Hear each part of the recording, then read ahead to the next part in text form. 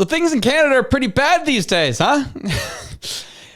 Crime's through the roof, people stealing cars, people pulling guns on people, people shooting warning shots in Toronto. Things are getting pretty wild and things are, well, not going all that great. Even based on our conversation yesterday with what's going on, this Khalistani group doing weird things, intimidating people, telling them to get lost, telling them not to talk, like weird terrorist groups operating in this country. It's getting bad out there. It's getting so bad that even the Liberal Premier of Ontario, Doug Ford, has had something to say about it. He dropped something in Canadian media. He dropped something in Canadian culture that I never, ever thought I would hear from a mainstream politician in this country ever. And we're going to talk about that. We're also going to talk about the $4.3 billion that we are going to be sending to Ukraine that we pledged to good old Zelensky to help out with the cause. And then last but not least, that's what's happened today. We're going to be talking about all of it. I'm your host, Josh. Welcome to the Elevate Podcast. So grateful to have you. If you get any value from this show, any interest in what's going on, and get anything from this, please take the time to like, share, and if you haven't already, subscribe. It helps grow the show, helps us get to new audiences, and helps let people know that, man, there is something different other than the mainstream media. Now let's get into our first story, shall we, babies? So Doug Ford at a press conference today, pretty upset. He's at a loss for all the crazy things that are happening in Ontario from a crime perspective. He's had enough of it. We heard the story last week, if you remember, where a Vaughan man was charged after firing warning shot at a group attempting to steal his Lamborghini. This group went to his house, tried to steal his car, and he came out with his firearm and went pop, pop in the sky. And they said, all right, we're going to charge you along with the guys who tried to steal your car. That's how things go, and that's how the law is set up in this country. And people are outraged. People are upset. Rightfully so, because Canada is a joke when it comes to self-defense. That's just how this operates and how it goes here. That's the background of what Doug Ford had to say at his press conference today. And I'm just going to play the clip, and you can watch it, be stunned, be shocked, then laugh with me because, baby, it's wild. Did you hear about the guy that these thugs came up, ready to steal his car? They're all in their masks and everything. So I guess he was a hunter or something. He shot up in the air. I don't recommend that, by the way. But he gets charged. I got to find out this guy's name and number, and I'm going to hold a fundraiser for lawyer fees for him. He should get a medal for standing up. It's like down in the U.S., we should have the castle law. Someone breaks into your house, and I know any of these people here, someone breaks into your house, and they're coming after your kids, and you're coming after your spouse, you're going to fight like you've never fought before. You're going to use anything that you have, be it weapons, baseball bats, knives. You're protecting your family. These thugs shouldn't be coming in there. Be careful there, Doug. You're starting to sound like Mr. DeSantis in Florida. Oh my gosh. Did you see what he had to say a couple days ago when it comes to these riots that were happening in LA and how they're going to get started in Florida? Remember when you see what he had to say about that? Here it is right here. And we also have a policy that if you're driving on one of those streets and a mob comes and surrounds your vehicle and threatens you, you have a right to flee for your safety. And so if you drive off and you hit one of these people, that's their fault for impinging on you. You don't have to sit there and just be a sitting duck and let the mob grab you out of your car and drag you through the streets. You have a right to defend yourself in Florida. As I said, Doug Ford sounded a lot like Mr. DeSantis in Florida these days. Oh my gosh. And as I said to start off the show, I was being a little cheeky, calling him the Liberal Premier. He's quote unquote the progressive conservative Premier of Ontario. But it is fascinating to see a Canadian Premier in 2025 say, we need castle law in Canada. We could really use that. And just, if you're confused what the term castle doctrine is, we'll read the textbook definition of what that is. It's the principle that one is justified in the use of deadly force to protect one's home and its inhabitants from intruders without being obliged to retreat. There's a handful of states that still have castle law down in the U.S., and people carry guns in their homes in case anyone were to get jiggy with it. They can then say, boom, boom, out go the lights. And so this is how bad crime has gotten in this country. That even a premier, which you can fact check me on this. I don't think I've ever seen a leader on the provincial level or on the federal level in this country ever advocate for castle doctrine in my life. Like, that's never been a part of the Canadian conversation ever. We've talked about gun owners. We've talked about gun rights and those hunters and sport shooters. Like, we've talked about that. But we have never, and I mean never, talked about citizens being able to own guns to defend themselves in their homes. Quite frankly, Justin Trudeau, if you remember him, says Canadians don't have the right to defend themselves in their homes. That's what he had to say during his tenure as Prime Minister. So now you got Mr. Ford coming out here saying, these guys coming out, this, that, the other. I want to raise money on behalf of this guy. He doesn't deserve to be charged for this. This is crazy. And quite frankly, he's not wrong. It is crazy. It's stupid. However, our society should have never gotten to this point. That's the other thing that's crazy. But one thing lately that's been upsetting me is the fact that news keeps being blocked here in Canada, virtually, obviously, we know through the Meta situation. And it is annoying because a lot of the boomer generation that had a huge impact on the results of our election lives on Facebook, lives on Instagram, lives in Meta. And on those platforms, news just isn't allowed to be shared. And that's been really frustrating for me lately, if I'm being honest. So I took the time to download Surfshark, a VPN. And what a VPN does is it masks my IP address so that I can visit news sites and access information that are otherwise unavailable if you're working off a Canadian IP address. It was easy to download to all my devices and gave me coverage to over 100 countries, which I learned is the only VPN service that does that, which is pretty cool. Let's take Fox News as an example here on Instagram. As you can see, people in Canada cannot see this content. So if you go up here and you use their Chrome extension, you can just pop over, select United States, and it will switch your IP address to an IP in the United States. And then voila, you hit refresh. All of a sudden, news is appearing on your feed. And don't worry, I've thought about my left-wing homies as well. Yes, news is available now on your feed. And unlike Netflix, one subscription allows you to download the software to every device that you so desire so that you can access the internet anywhere, anytime, and not lose out on information. There are strictly no logs, so they don't keep any of your data. And there's a 30-day money-back guarantee in case you don't like it, it's not living up to snuff, and you're just not enjoying it. So it's all risk-free. If you want to keep your internet IP safe online and you want to stay informed by being able to see news content on platforms like Meta, then download Surfshark. You can go to surfshark.com/elevate and use code ELEVATE at checkout to get 4 extra months of Surfshark VPN. And that's surfshark.com/elevate, and you can use the code ELEVATE to get 4 extra months of Surfshark VPN. Now let's get into our next story, because this was just breaking the Peel region. Peel police bust alleged organized crime tow truck gang extortion on ring in Brampton. 97 criminals charged laid related to criminal organization, extortion, fraud, firearms, and more. Half are already out on bail, of course, and 2 of charge have already been released.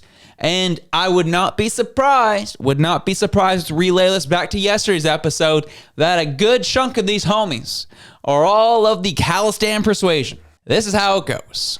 And more of this is happening in Ontario, more happening in our provinces across the country. Crime is running rampant. And with Doug Ford getting fiery and passionate, you wonder why. It's like, where did this even come from? I was wondering, well, this is a lot coming from Mr. Ford. This is a lot for seeing one guy, one story in Vaughan. Sure, it made headlines, but for Ford to get this passionate, it seemed very unusual for a politician because, well, politicians are always so disconnected from reality. They're so disconnected from the regular person. They don't even realize their policies are impacting people. Especially in federal politics, politicians become so hated because they're always so disconnected from the constituents and what their policies are doing to the people on the ground. So this was just a weird reaction from someone who typically doesn't react this way when it comes to violence. Well, then a Toronto Sun article surfaced that I was like, oh, that's probably why he's a little passionate. Canadian Press article. Masked men tried to steal vehicle from Doug Ford's home, Premier says. His OPP detail thwarted the attempt at around 12:30 in the morning. Must be nice to have some OPP on. The Premier says officers chased down the men and arrested them. Ford told the story at a press conference this morning after criticizing the bail system. He says criminals are running amok and have been created a lawless society. The OPP did not immediately respond to a request for comment. So I imagine this was a little bit why he was a little fired up, a little annoyed, because now it's happening to him. This is how it works. This is how people are. It's just no matter if you're a politician, you have a high position, whatever it may be, people are people. As soon as something happens directly to you, now it's a problem. Now we have him in a mic at a press conference advocating for castle doctrine in Canada because someone tried to steal his car. He didn't say much about the Vaughan situation over the weekend, but you bet your bottom dollar on Tuesday, he was like, we need castle doctrine in Canada. It's fundamentally nuts. This is why the Liberals will keep instituting crazy policies that are screwing over the regular person because, well, the high-up MPs, the ones who are invisible, especially the Prime Minister himself, get the RCMP detail. They get the security. They get the black trucks driving them from place to place to place. They will never advocate for self-defense because, well, they have a built-in security detail protecting them against, well, anything who happen to have weapons on them. And if that security detail were to happen to do their job, they certainly wouldn't be getting charged because they're protecting the Prime Minister. They're protecting a cabinet minister. They're protecting, you know what I'm saying? That's how this all goes. But trust me, I'm going to shift another story. And trust me, it is all connected. Canada pledges $4.3 billion in support for Ukraine as Carney and Zelensky meet at G7. The Prime Minister's office said that a sum includes $2 billion for weapons like drones, ammunition, and armored vehicles, funding that Canada will count towards its NATO defense spending target. Canada is also lending Ukraine $2.3 billion to help the embattled country rebuild its infrastructure. The Prime Minister's office said the loan will be repaid by interest charged on Russian assets frozen in Europe. Canada also announced a new sanctions package targeting Russia's shadow fleet and energy revenues.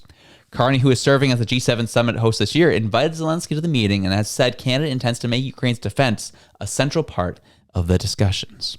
Yeah, Ukraine will be paying our $2.3 billion back. I will not be holding my breath. That is purely political speak to make sure it eases the tensions of people, even though most are going to just read the headline and get frustrated with the headline anyways. But that little element was added to help dampen any extra criticism that would come from the Conservatives in the House of Commons. This is not really anything that they plan to really execute on. They're not really looking to get that money back. Believe you me, this was definitely a $4.3 billion check that's going to Ukraine to help rebuild Ukraine. People are going to be frustrated about this. We're also sending billions of dollars to rearm Europe in addition to our NATO spending and NATO defense targets. People are frustrated by this, and rightfully so, because people voted for the Liberal Party because they didn't want to see cuts. That was the big argument throughout the election. You can't vote for Pierre Poilievre because he's going to cut. Even Mark Carney said that himself, you remember. And yet here we are during the Mark Carney tenure, and there's a lot of cuts to jobs that have come since Mark Carney started. The CRA has cut over 1,200 jobs. The ESDC Passport Office has cut over 800 jobs. And the PHAC is eliminating 800 plus contracts. And the PHAC is the Public Health Agency of Canada. And the IRCC, the Immigration, Refugees, and Citizenship Canada, has announced 3,300 jobs going to be reduced over 3 years. That's just the government level departments we're seeing cuts in. We're also seeing cuts, quiet cuts, in the likes of the DFO, Department of Fisheries and Oceans, where people are losing their jobs and they're just simply not rehiring for those positions. And now we're seeing provincial governments who were promised specific spending targets from the federal government not getting that money. They are now seeing freezing of projects, or they're seeing discontinuation of projects. And some people are also losing their jobs and also not being, and those roles not being rehired for either. Cuts are happening quietly across the public sector in this country. I thought the master cutter was going to be Poilievre. Well, it turns out it's Mark Carney and the Liberals. You can see it as a positive or a negative, but the negative is the fact that they lied, like they've lied about so many other things, and doing the exact thing that we all knew had to happen. You had to make cuts. And to say that you weren't going to need to make cuts was so irresponsible and dishonest. But that's what they did. They lied to their voters. And now people who overwhelmingly voted Liberal in the public sector are now losing their jobs. Yet we sit back and watch billions go to Ukraine. Yet we sit back and watch billions go to rearm Europe. In some cases, yes, it's good to see spending in our defense. However, we're not really interested in the spending on our defense in other countries. We want to see defense spending in our country. We want to see defense spending on our borders. We want to see defense spending for Canadians. So rightfully so, people are frustrated. Rightfully so, people are annoyed. Rightfully so, this conversation needs to be had. We walk through the departments where we're seeing cuts. Public health agencies, our passport agencies, our Department of Fisheries and Oceans. Department of Justice could be seeing cuts. The CRA going to be seeing cuts, which, you know what, we can clap that one out. We're okay with those cuts. But cuts are coming regardless. And you're seeing cuts to our public health. You're seeing cuts to provinces to help with their healthcare crisis. You're seeing cuts to these different organizations that are essentially cutting to essential services, quote unquote. And yet we're going to send billions over to Ukraine, send billions over to Europe. People are right to be upset by that and should be alerted that that is happening, not be lied to. Anthony Coach wrote a piece for the National Post today about the G7. It says, at G7, Carney has his elbows way down for Trump. The pundits, voters, and strategists who enabled the Liberals' dishonest campaign must be held to account. The last federal election was not an honest conversation about Canada's place in the world. It was a performance, slick, poll-tested, and ultimately hollow. Mark Carney presented himself as a principled adversary to Donald Trump, a steward of Canadian sovereignty who would stand up to a dangerous and unpredictable United States. And now, just months into his premiership, he insists the G7 is nothing without U.S. leadership. His government has resisted retaliating against American tariffs and has even expressed desire to join Trump's Golden Dome missile defense program. And he goes into his perspective of all that. But the first statements are very true. Promises were made, statements were said, and we are not getting any of it. And I don't want to be a bitter person towards the election results. I don't want to be a bitter person towards, honestly, I told you so. However, I will politely and sternly call this out. You were lied to. We were lied to. We tried to warn you. But unfortunately, the mainstream media who had their jobs at stake were much louder. That's the reality. And sure, it should be on me to do a better job at communicating, to getting that message out. But this is where we're currently at. And I've gotten more than enough angry messages of people saying, no, we need an election now. Well, we saw the stats. We saw if we get an election now, Liberals will get 180 seats, a la a majority. We have to play the waiting game for a little bit here. Let Carney do his thing, be exposed, and the Conservatives need to be there to rally their troops, improve their messaging, and win over the people that they weren't able to win over in the last election. So I'm seeing likely, if this keeps up, especially with the two motions that are now been voted in favor or voted against the Liberals, 2 motions in 6 weeks is not a good track record in politics. Trust me, it's bad.